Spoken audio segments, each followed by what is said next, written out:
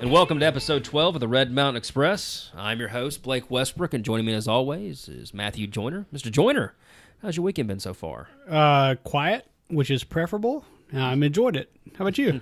Been good. I've been single parenting this week. My wife had to, unfortunately, go to Houston for a funeral. Her uncle has passed away, and so I stayed back with our 8-month-old, and just she wanted to watch football all day yesterday. She told me, looked at me in the face, and said, "Dad, can we watch football all day?" And I said, "Sure, sweetheart." I mean, she wanted to watch Auburn. You want to do what your child wants to do.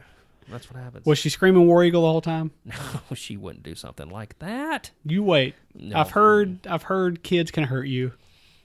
And I heard that adults can make sure that their children do what their parents want them to do. So, weather was really nice. I enjoyed it. It feels like fall, or starting to feel like fall. It's perfect football weather. It's been on the cooler side, though. I'm loving every bit of it. Yeah. I'm just saying it's a little cooler in the morning. I went and hung out by the pool for a little while on Saturday with some friends and my wife, and then watched a little bit of football Saturday night. Saw Auburn lose, which upset me. Their defense looks great, but man, their offense has got to get together. It's kind of shocking that Stidham is not performing as well, because you've heard good things coming out of camp about him, but he just doesn't look comfortable in the offense. Yeah, it's maybe it's something he can correct very quickly, hopefully, going forward. Not something that we have to work on all season. If we can get our offense up to par with our defense, I think we'll be a force to be reckoned with. I did not watch the Alabama game because I wasn't interested in the opponent. I knew it was going to be a total wipe. Did you watch it? How'd it go? I did. When Jalen Hurts scored on the second play, he took a run around the corner and just was gone. You kind of knew how that was going to go. They played great. It was just one of those teams that you were just going to beat up on, and Alabama did. And It's kind of good to have a game to watch like that, rather than watching the game we had a week before where it was number one versus number 3, and your stress levels were high the whole time. And so it was kind of nice to kind of calm them down. But we're about to get into the meat of the SEC schedule probably here in the next couple of weeks. So yeah, I'm sure those games will come back. UAB played this week. They played Ball State. They went up to Indiana. Unfortunately, they lost 51-31. I did look at the stats on this, and UAB statistically played very well. I didn't have a chance to watch the game. I didn't think it was on television. If it was, someone please correct me so I can actually have a chance to watch that. But, new season, there's going to be some struggles, especially restarting a program after a couple of years.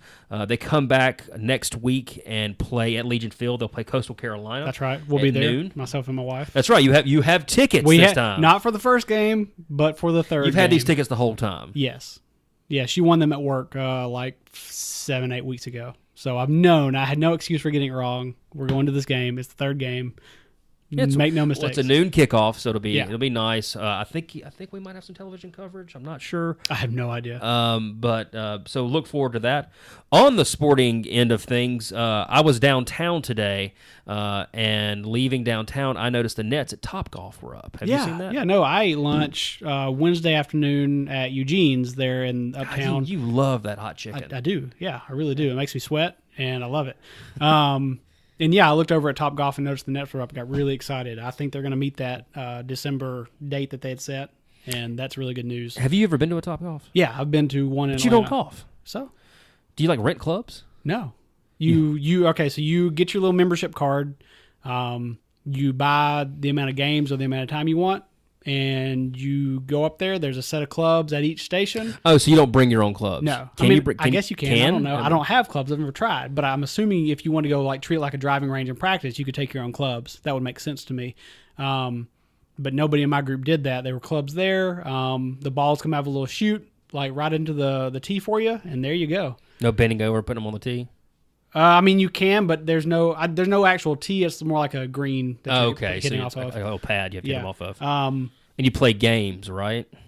Yeah. So it's scored. So as you're teeing off, you're aiming towards these different sections on the field that are at different yard ranges, and each one is smaller, a different color, and has different points allotted to it. So if you hit the one closest to you, where you could probably hit it just by kind of doinking there off the end, you might get, I don't know what the point score range is now, but you might get 100 points, where if you hit it 300 yards, you might get 500 points. Well, everybody that has been to a Topgolf says, "Oh my God, how awesome it is!" Yeah.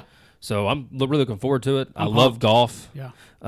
It's just shocking that you actually want to go to this, that you don't even play golf. You will understand, I think, the first time you go, especially if you take Megan and she enjoys it. If she enjoys it like Laura did, you'll start to understand. Because it's not, I mean, anybody can hit a ball, even if it doesn't go straight, they can hit the ball. And you get points almost no matter what you do. Now, of course, people who play better golf are going to get more points and are going to win the game there. But because you're getting rewarded, you get that jackpot feeling whenever you do a good hit, and you get that that feedback from the game instantly. It's fun. Plus, there were good drinks. There was good food there. It was a good atmosphere. There were places to sit when you weren't actually up golfing. It's just a really cool experience. They've done a really good job of building this whole experience for it. And it's several levels, right? I mean, there's like different stories for you to... The one I was at in Atlanta, I think there were 3 stories. I think that's what it's going to be like here, yeah. Yeah, and so I've seen videos where people fall or they've almost fell and like a net catches them or haven't something. experienced that, thankfully. There are nets there, but it is kind of weird if you're on the first or second floor and you see the golf balls coming in from over your head where people are hitting above you. That was kind of a weird feeling at first. I worked at a driving range in high school. You drive the little buggy? Oh, yeah, and man, it got attacked. It's like Normandy. I mean, it was just an onslaught. I did that, and it was a fun experience, but it was just cleaning golf balls and getting paid minimum wage to do it. So yeah, you can't really complain about it. What's wrong with that? No. And they do have guys coming out every so often on the top golf field, if I remember correctly, in a golf cart. I think all the balls that land in the target go down into a separate layer where they're all funneled back, back to a collection pit or whatever. Fancy. It's very fancy. No, we didn't have that. So yeah, that's gonna be awesome. It's gonna be cold in December. I don't care. I will go every day after work. One day I might be a competent golfer. You just get a whiskey drink that'll warm you up while you're playing golf. That's right. Yeah. So also in Birmingham, talking about building things, we've got America's First just started their project. Yeah, so America's First Federal Credit Union, which I'm a member of, they're a good credit union. Their headquarters is on 4th Avenue North, the 1200 block. They've been there forever. Well, they're actually expanding their headquarters and adding about 45,000 square feet of office space. It's a $19 million project. It's going to take about 18 months to complete. They used to have, I just know this, they used to have a building next to it that they had used that was just really kind of old and outdated, and they've demolished that, and they've started building the new part of it. It's going to connect to the original building. It's really good for the city. It shows you that there are still revitalization going on in the downtown area, and this is part of the main downtown area, a little bit off to the west of the business district, but it's a good sign for the city. Now, is this America's First main headquarters? Yeah, this is their main headquarters. Okay. Their operations is all there, and they have, I want to say, 19 branches throughout Alabama. They were originally the steel workers or iron workers credit union, and then they changed their name, and I think they have as long as you live, work, and worship in several areas, you can become a member of that credit union. They're really, really good. Cool. Yeah, big project, 18 months to complete. Go by there, check it out. They had a story, I think, in the Business Journal, or maybe it was AL.com, talking about it. See the renderings there. It looks really, really nice. Yeah, and it's a very pretty building. Very, very happy that they're going to be able to expand their operations. And, when you have expanded operations, it means you have better customer service. And, that's right. And so hopefully they'll benefit from that as well. Yeah. So in other news, by the time you hear this podcast, it may be happening, but we also have Hurricane Irma has made landfall in Florida. I think it's a Category 2 right now at 110 miles per hour. We'll be heading into Birmingham projected by Monday morning. I think if I read the map right. Was it Monday morning or Tuesday? Tuesday morning. North Florida, Monday morning. Tuesday morning should be Birmingham. We'll start seeing the bands, right? Yeah, we'll start seeing the bands. We'll start getting a lot of wind. I think there's a wind advisory starting tomorrow morning at 9 a.m. So we'll have a lot of wind and rain. Hopefully it doesn't get too bad here. Get some beer, get some food, hunker down, listen to every episode of the Red Mountain Express, subscribe, have conversation with us, because you can do that all from the comfort of your home. I was going to say turn on James Spann, grab some water. Have James Spann in the background. Put him on mute and just wait to see when if his you jacket see comes some off. polygons, Yeah. Shut it down. Just shut it down. No, yeah. So if you have friends and family in Florida, we're thinking about them, of course. Hopefully everything's going okay with the storms there in Texas here in the last week or two in Louisiana, and then the storms hitting Florida and Alabama, Georgia. we're going to see a lot of weather here. This is a big hurricane. It is huge. a big hurricane. Well, so I've taken 2 trips to the U.S. Virgin Islands. I've been to St. John twice, and the hurricane actually hit that area late last week and just devastated a lot of it. I haven't seen all the news or all the pictures, and our friend who was a boat captain down there, was stateside and has his boat dry docked, so we haven't gotten an update from him yet. But some of the pictures we've seen, man, it's just awful. Like, they've got no power, no water. I think a lot of the docks are destroyed, so there's, it's hard to get in or out of the island now. So that's a terrible situation. I saw a video from Anguilla where the waves are crashing into someone's house and just looked awful. Mm-hmm. But, and I know there's another hurricane behind it. I'm not sure where that's going to go. It's still pretty close to Africa right now. Right, so and then there's another hurricane in the Gulf. It's Katia? There was Jose and Katia. I think Jose was closest, and then Katia was further back. Is that right? No, Katia is the one that's in the Gulf. Okay. Yeah, and so I think that's kind of hitting Mexico right now, and I don't think that really is a threat to the United States, but no one really knows about Jose, where that's going to go. Hopefully it'll get pushed out into the Atlantic and move north and stay off of any sort of land, but we're going to be vigilant about this. But stay safe, everybody. Like I said, hunker down and listen to a couple episodes and have some James Spann on, and he'll steer you in the right direction. Let's take a break, and when we come back, Matt and I are going to discuss about Amazon's big announcement to add a new headquarters, and maybe to see if Birmingham has a shot at landing that. But first, let's hear from our friends over at the Ficha Woodworks, and we'll see you in a few minutes.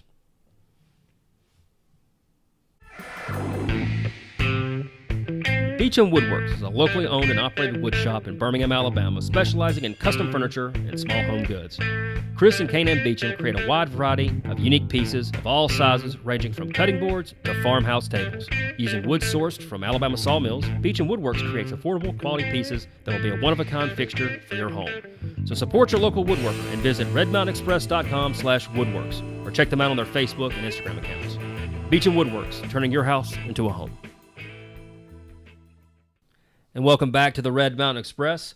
Matthew, Amazon made a huge announcement this past week. They are going to be adding a new headquarters. Is that right? Yeah, so they put out a call to action for proposals for the HQ2, so their headquarters number 2. Their current headquarters is in Seattle, Washington.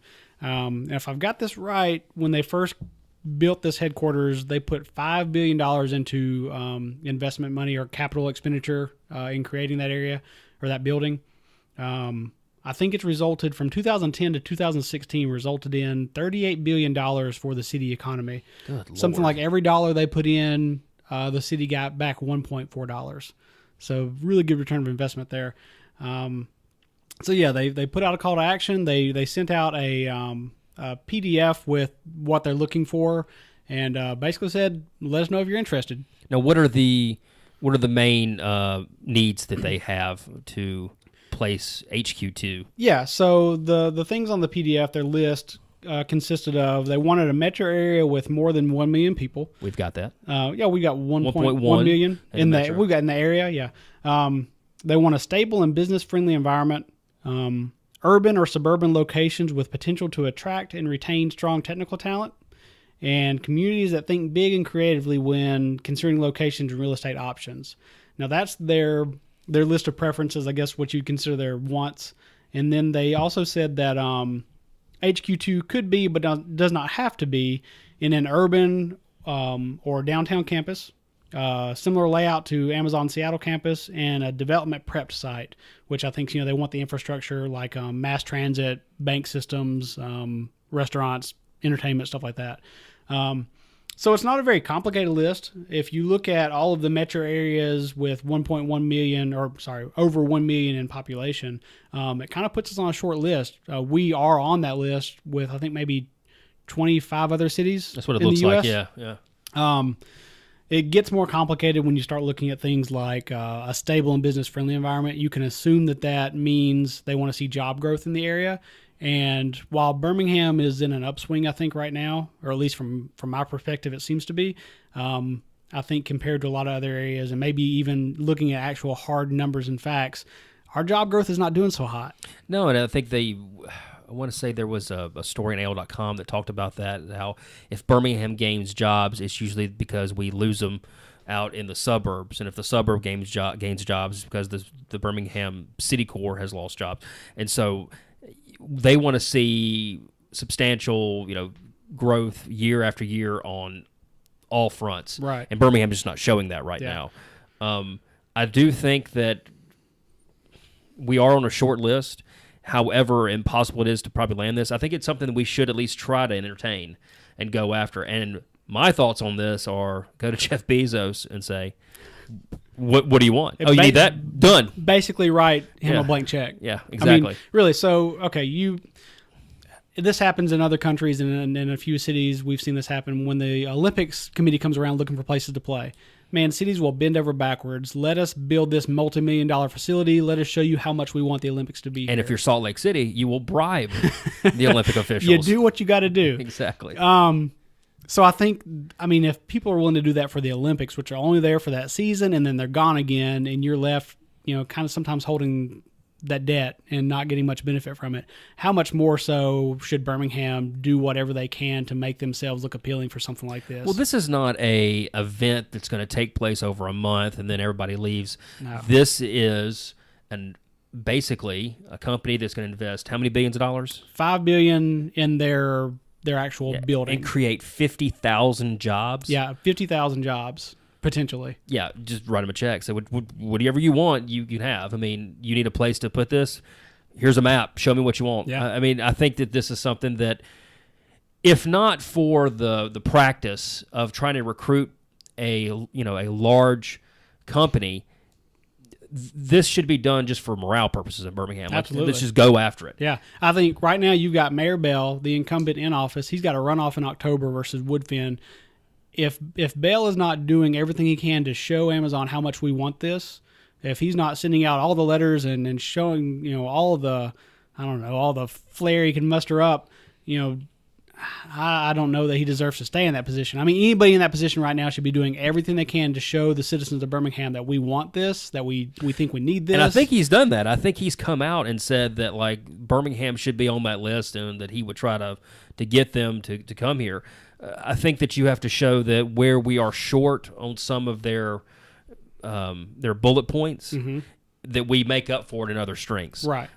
Whether we don't have job growth like they want, we do have an ongoing revitalization that's happening in Birmingham that is happened over a 6-year period. It's not something that's happened for 1 year and we've had a downturn and then another year. It's been a significant increase every single year. Right. I think that what we need to really focus on is that not just recruiting Amazon, but recruiting other jobs as well. Yeah. Because if you're not able to recruit, a company that maybe will hire 1,000 employees, you're not going to be able to get a company that hires 50,000 employees. Right. But having said that, I've seen where a bunch of folks online have laughed at Birmingham going after this.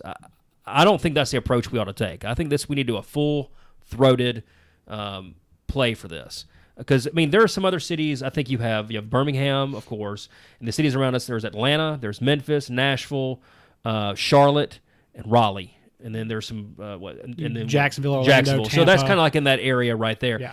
We are on the same footing as Jacksonville and Raleigh and maybe not Charlotte, but we're on that list. Well, I think so. That list. So we're looking at a article from the New York Times, and the article there is Amazon. We've picked your headquarters for you, and they go through all the categories that Amazon is looking for. They start with the 25 that have the 1.1 million or over 1 million in population, and that's how Birmingham ends up on the top of their list. And I think that first step, that having a population over 1 million in the metro area, that's the hardest part right there. If you live in a city with less than 1 million people, there's not a whole lot you can do to get a bigger population in all of a sudden. No. So job growth, we can show show Jeff Bezos, show Amazon, these are the strides, these are the improvements we've made in job growth or trying to get job growth, and this is what's happening in Birmingham. Show them some projected numbers and figures. I give you a skyscraper downtown, put your name on it. I Right. mean, just seriously. Yeah. AT&T's vacating that building. That's the Amazon building now. You can leave the A on it. You can leave the A on. That's right. Yeah, so I don't know. So that's a big thing. Are we going to get it? Do you think our chances are high? I don't think they're good. Yeah. I mean, when we were talking about this off air, I said that when they described everything, I was like, that's something like Denver. And when you scroll down, I think Denver was the one that... going through that New York Times, all their categories, they eliminated everybody but Denver. And I like Denver, and Denver is a great city, but here's the problem. Amazon is located in Seattle. Right. Denver is in Colorado. I think they want more of an eastern United States presence, wouldn't you think? They haven't said that, but yeah, I would think logically that would make more sense. Okay, have one on West Coast and have one on the East Coast. But, I don't know. Maybe HQ2 is a stepping stone, so put it somewhere in Middle America and then have the HQ3 on the East Coast. I don't know. So I don't know. So like you said, I don't think our chances are great. I definitely think we need to shoot for the moon. Show that we can make a solid proposal. Show that we're serious about it. Show that we really want it. If we don't get it, that's okay. I think this is also a good opportunity for us to show that our leadership can come together with a common goal and say, this is what we want, and this is how we're going to go about doing it. I think there's so much has been made about our government in Birmingham, the Birmingham area, being fractured. Yeah. And something like this saying, you know what, maybe we can't get it, but this is something we should at least try for. Right. Can all the districts, all the district leaders come together and put their hats in? And the comparison to when Mayor Langford went for the Olympics, I think that's just absurd. This is not going after an event that requires so many hotel rooms and an infrastructure like Atlanta or New York or Chicago or one of these huge cities. This is just trying to recruit a very, very good business to come to our city.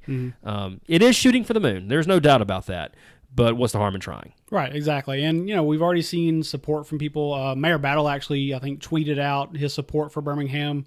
I think their metro area may be a little bit too small to be considered. Yeah, I think Huntsville's metro area is, I would say, probably 300,000 if you want to include the counties around there. But sure.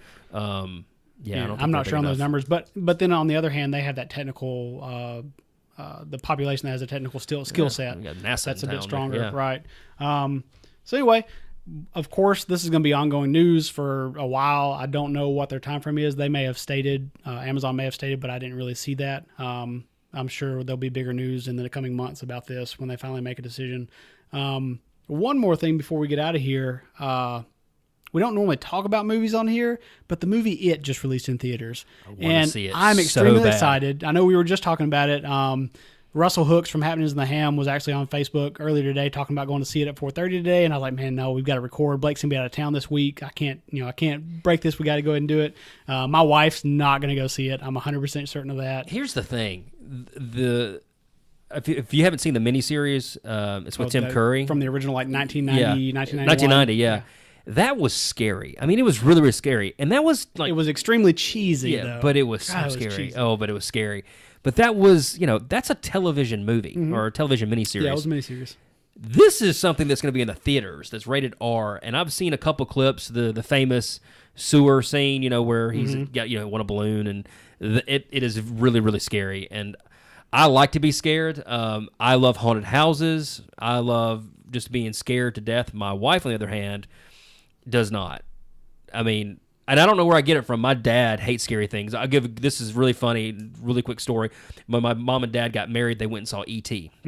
And the very beginning of E.T., it's dark and there's, a bunch of weird noises. And my dad grabs my mom's hand and is like, you said this wasn't going to be scary. It's like, when? It's E.T. Calm down.